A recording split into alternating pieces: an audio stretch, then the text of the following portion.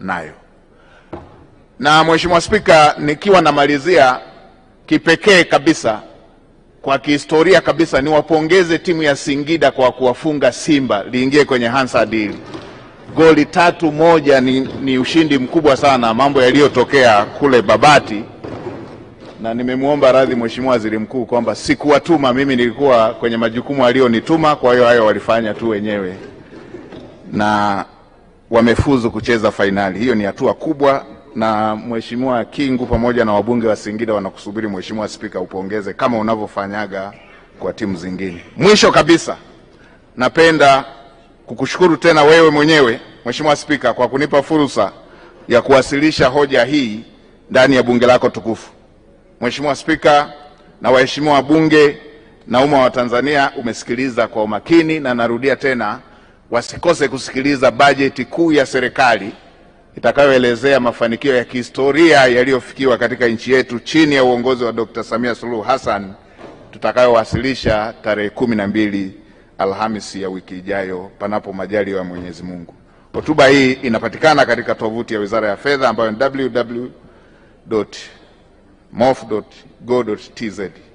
Mheshimiwa Spika, kwa unyenyekevu mkubwa sasa naomba kutoa hoja.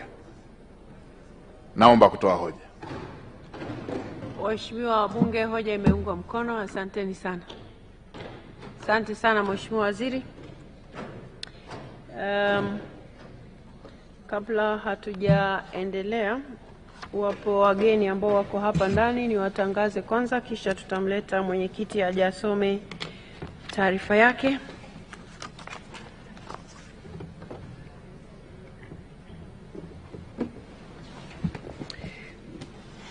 Lakini pia ili kumbukumbu za Mheshimiwa Waziri zikae sawa, huwa sipongezi kila timu inayoshinda timu nyingine. Huwa napongeza timu iliyopiga hatua fulani, kama ni hapa nchini au nje ya nchi. Na ndio maana hamjawahi kunisikia hapa nikiipongeza Mbeya City kwa kuifunga Stand United. Kwa hiyo sipongezi kwa magoli, napongeza kwa hatua, kwa sababu bunge hili ni bunge la wananchi, sio bunge kwa ajili ya ushabiki wa mpira, na kiti cha spika lazima pia kiwe na sura hiyo, sio sura ya kuegamia upande wowote wa timu. Kama ambavyo timu yoyote ambayo itashinda ligi kuu itapongezwa hapa ndani na kiti cha spika. Kwa hivyo sijajua itakuwa ni timu gani sijajua. Ama timu pia itakayoshinda kombe lingine itapongezwa. Kwa hiyo Mheshimiwa Waziri, uwe na amani kabisa. Hatupongezi kwa magoli.